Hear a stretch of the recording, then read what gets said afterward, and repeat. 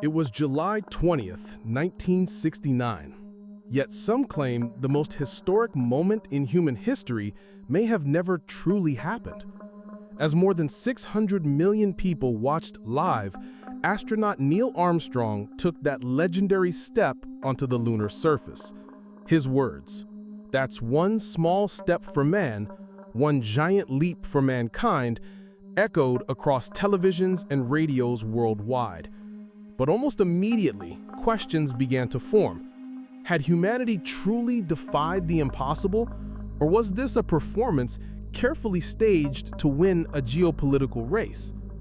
The space race between the United States and the Soviet Union had consumed the 1960s. In 1961, President John F. Kennedy promised America would land a man on the moon before the decade's end. It was not just ambition, it was desperation. The Soviets had humiliated the US with Sputnik in 1957 and then Yuri Gagarin's spaceflight in 1961. The Cold War demanded a decisive victory, and the moon was chosen as the ultimate prize. But with the clock ticking, skeptics argue the pressure on NASA was immense, perhaps unbearable. The Apollo 11 mission launched from Kennedy Space Center on July 16th, carrying Armstrong, Buzz Aldrin, and Michael Collins. After a 4-day journey, Armstrong and Aldrin descended in the lunar module Eagle to the Sea of Tranquility. Millions held their breath as black and white footage flickered onto screens, a ghostly image of Armstrong stepping into another world. Yet as decades passed, people began to notice strange anomalies. The flag seemed to ripple in a place without wind. The sky above the astronauts showed no stars. Shadows appeared inconsistent, as if lit by studio lamps. NASA insisted these were misinterpretations. The flag had a horizontal bar, making it look like it waved. The cameras weren't sensitive enough to capture distant stars. The shadows were a result of uneven lunar terrain. Still, the doubts spread. By the mid-1970s, a Gallup poll showed nearly a third of Americans suspected the moon landing might have been staged. In 1974, a book titled "We Never Went to the Moon" by Bill Kaysing gave these suspicions a powerful voice. Kaysing, a former contractor at Rocketdyne, claimed NASA didn't have the technology to protect astronauts from deadly radiation in space, especially the Van Allen belts surrounding Earth. His claims ignited one of the most enduring conspiracy theories of modern history. But why would NASA risk such a deception? Skeptics point to motive. The US needed to prove its supremacy over the Soviet Union, justify billions spent on space exploration, and fulfill Kennedy's promise before the decade ended. With Hollywood's advanced film studios and directors like Stanley Kubrick rumored to have been involved, some argued the hoax was not only possible, it was inevitable. Yet, if the moon landing was staged, how did the world's greatest rival, the Soviet Union, fail to expose it? The USSR tracked Apollo's journey through space.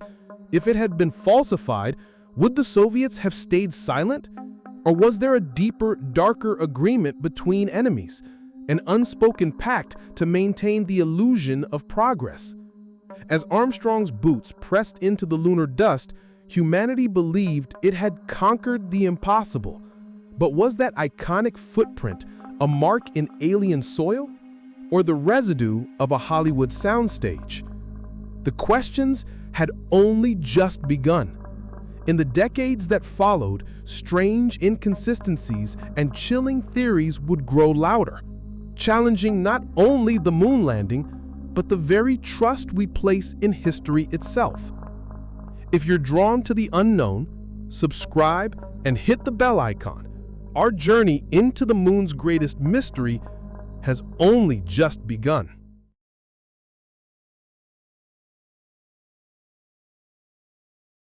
What if the moon landing was never about space, but about survival, political survival, military survival, even psychological survival in a Cold War that teetered on the edge of catastrophe? That is the question conspiracy theorists began asking in the years after Apollo 11, and their claims would soon take on a life of their own. The seeds of suspicion sprouted in the early 1970s when the Vietnam War drained America's finances and public trust in government collapsed after Watergate. In that climate of cynicism, a single voice captured the imagination of skeptics worldwide: Bill Kaysing. His self-published 1974 book, We Never Went to the Moon, claimed that NASA faked the Apollo missions between 1969 and 1972. Kaysing wasn't a scientist. He had worked as a technical writer at Rocketdyne, a company that built engines for the Apollo program. But his insider credentials gave his accusations a dangerous credibility. Kaysing pointed to supposed impossibilities: the Van Allen radiation belts, which he insisted would have fried astronauts passing through, the lack of blast craters beneath the lunar module, photographs where shadows seemed to fall in different directions, and, perhaps the most famous claim of all, the American flag appearing to ripple in the void of space. Each detail seemed trivial on its own, but together they painted a picture of deliberate deception. By the late 1970s, these doubts spilled into the mainstream. Television documentaries and tabloid articles amplified the theory. The timing was perfect. Faith in American institutions had been shattered. If the government could lie about war, corruption, and espionage, why not about space? Then came a new twist, one so bizarre it only deepened the intrigue. Rumors began circulating that filmmaker Stanley Kubrick, fresh off directing 2001: A Space Odyssey in 1968, had been recruited by NASA to stage the moon landing. Kubrick's groundbreaking special effects, especially the realistic depictions of spacecraft and lunar landscapes, convinced some that only he could have pulled off the deception. In 1999, a French documentary fanned these flames by splicing Kubrick interviews into a mock confession, convincing many that the director had admitted his role. But it wasn't just the American public who whispered. Across the world, the moon landings became a symbol of Western power, and with that came doubt. In 2001, the Fox TV special, Conspiracy Theory, Did We Land on the Moon, drew nearly 15 million viewers, cementing the idea in pop culture. Suddenly, the hoax theory wasn't just fringe, it was entertainment. Still, one question haunted skeptics. If the landings were staged, how had the Soviets, the Americans' greatest rival in space, failed to expose them? The Soviet Union had tracked Apollo 11 with radar and telemetry.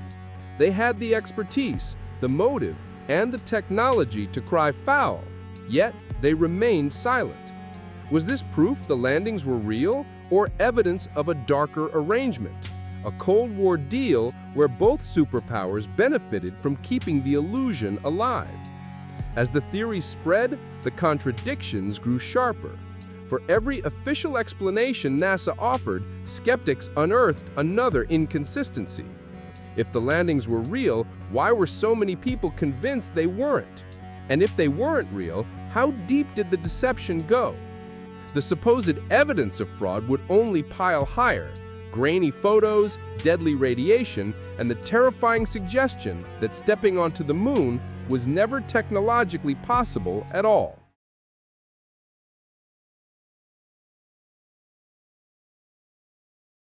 What if the photographs, the films, even the rocks were all part of the illusion? For conspiracy believers, the deeper they looked into Apollo 11, the more cracks they claimed to find. These were not vague suspicions, but specific, haunting anomalies that still echo through debates today. One of the most cited mysteries is the Van Allen radiation belt, a zone of intense charged particles that surrounds Earth, discovered in 1958 by physicist James Van Allen. Skeptics argue that passing through it should have been a death sentence. The astronauts wore no heavy shielding, only thin aluminum walls and their spacesuits. How then did they emerge unharmed? NASA's explanation was that the spacecraft moved quickly through the belts, minimizing exposure. But to conspiracy theorists, this answer was too convenient, too dismissive of the danger. Then there were the photographs. Thousands of images came back from the moon, but some seemed strange. In many, the shadows appeared to fall in different directions, as if lit by multiple studio lamps, rather than a single distant sun. Others showed backgrounds so eerily similar that critics insisted NASA had reused the same set for different shots. And always, there was the empty sky, no stars glittering above the lunar horizon. NASA claimed the cameras weren't sensitive enough to capture them, but for doubters, the black void was damning evidence of a staged backdrop. The footage raised its own suspicions. When Armstrong and Aldrin bounded across the lunar surface, their movements looked slow and dreamlike. NASA said this was because of the moon's weaker gravity, but hoax theorists argued the effect could be achieved simply by running film at half speed. In 2002, filmmaker Bart Sibrel popularized this argument in his documentary A Funny Thing Happened on the Way to the Moon, even claiming unused NASA footage revealed astronauts faking shots of Earth from orbit. Another eerie inconsistency was the missing blast crater beneath the lunar module. The engine had supposedly fired with 10,000 pounds of thrust to land, yet photographs showed no scorched soil, no crater carved into the dust. NASA countered that the engine had been throttled down to a gentle landing. But for doubters, the pristine surface looked like a stage floor, not alien terrain. And what of the moon rocks? Nearly 850 pounds of them, brought back by Apollo missions and studied worldwide. Skeptics suggested many were indistinguishable from rocks found in Antarctica, where meteorites from the moon occasionally land. In fact, in 2009, a piece of so-called moon rock, gifted to the Dutch Prime Minister decades earlier, was revealed to be nothing more than petrified wood. Incidents like this only deepened suspicion that the evidence had been fabricated. Every official rebuttal from NASA seemed to fuel the fire, rather than extinguish it. To believers, the agency was not explaining, it was covering up. The doubt stacked higher: the lack of stars, the odd lighting, the deadly radiation, the missing crater. And looming over it all was one chilling possibility: that humanity's greatest triumph was nothing more than a masterstroke of deception. If the evidence of fraud seemed overwhelming, could there be proof just as undeniable that the moon landing did happen? The answers would emerge not from theory, but from science itself.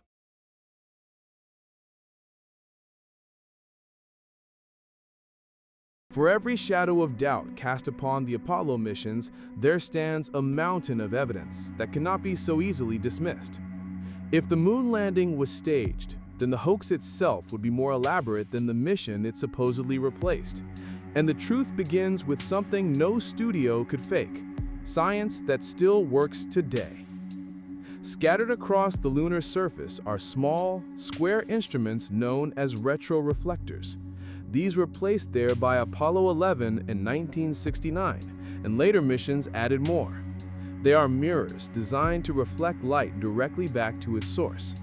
To this day, scientists aim powerful lasers at the moon, and those beams return, measured by observatories in Texas, France, and beyond. No film studio, no Hollywood director could have planted that technology on the lunar surface, silently proving the landings every single night. Then there are the moon rocks. Between 1969 and 1972, Apollo astronauts brought back 382 kilograms of lunar material. These samples have been studied in laboratories across the world, including in the Soviet Union, America's sworn rival at the time. Geologists discovered that the rocks are unlike anything on Earth: dry, glassy, scarred by micrometeorite impacts, and containing isotopes that could only form in a low-gravity, atmosphereless environment. To accept the hoax theory, one must believe that NASA somehow manufactured hundreds of pounds of extraterrestrial rock with a composition unknown to science at the time, and then convinced Soviet scientists desperate for American failure to go along with the lie. Independent confirmation came from afar. The Soviet Union tracked Apollo 11 from liftoff to lunar orbit to return, monitoring its telemetry with ground stations and radio antennas. If the mission had been faked, Moscow would have been the first to cry foul, using the scandal as propaganda to humiliate the United States. Instead, the Soviets congratulated the astronauts.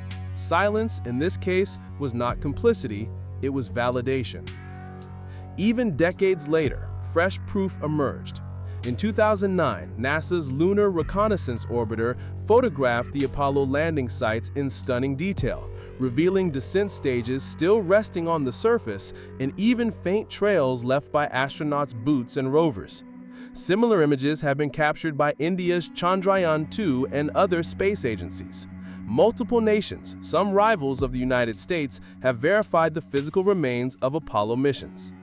And there is the human testimony. Over 400,000 people worked on the Apollo program: engineers, technicians, scientists, contractors. For the hoax to hold, every one of them would have to maintain silence for more than half a century. History shows us that even tightly held secrets, like Watergate, collapse under far less pressure. Could hundreds of thousands keep the world's greatest conspiracy hidden without a single definitive leak? The evidence is clear, precise, and overwhelming. Yet the questions refuse to die. Because this story has never been just about facts. It is about something deeper, something darker. If the landings truly happened, then why, even with undeniable proof, does the doubt still thrive? The answer lies not in space, but in the shadows of the human mind.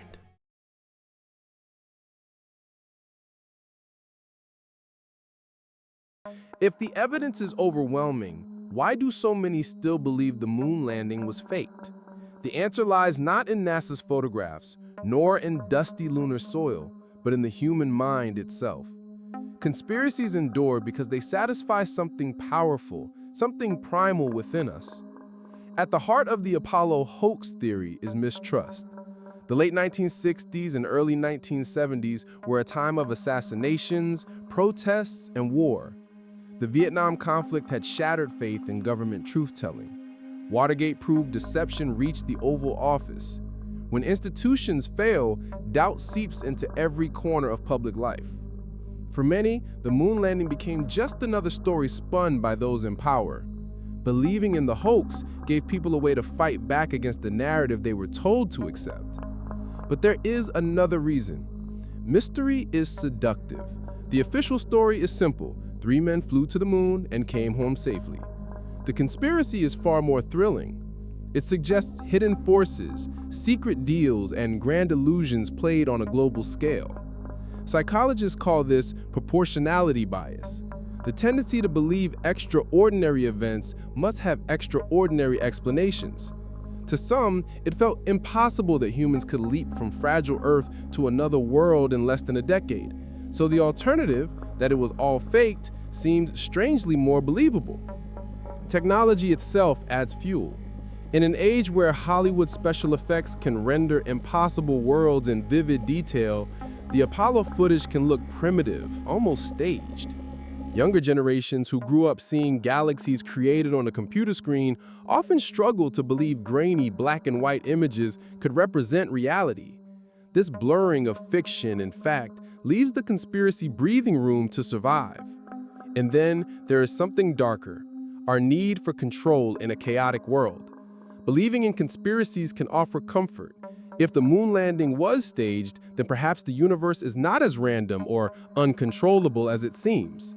Instead, someone, NASA, Hollywood, hidden elites, was in charge, pulling the strings. It is frightening to accept that human beings really can step into the unknown, risking death in the void of space. To some, it feels safer to believe it never happened at all. Yet the paradox is chilling. While conspiracy theories claim to question authority, they also erode trust in truth itself. Even undeniable proof, the retroreflectors, the moon rocks, the footprints photographed by orbiters can be dismissed with a single word: fake. In this way, the moon landing mystery reveals not just skepticism of NASA, but the fragility of belief in an age of shadows. So did humanity walk on the moon? The scientific evidence leaves little doubt. Yet the questions linger, whispered across decades, amplified in internet forums, etched into the culture of mistrust. The Apollo 11 mission was meant to unite mankind in awe. Instead, it also became a mirror, reflecting our doubts, our fears, and our need to question everything we see. Perhaps the real mystery is not whether we walked on the moon, but why, 50 years later, so many refuse to believe we ever left the Earth.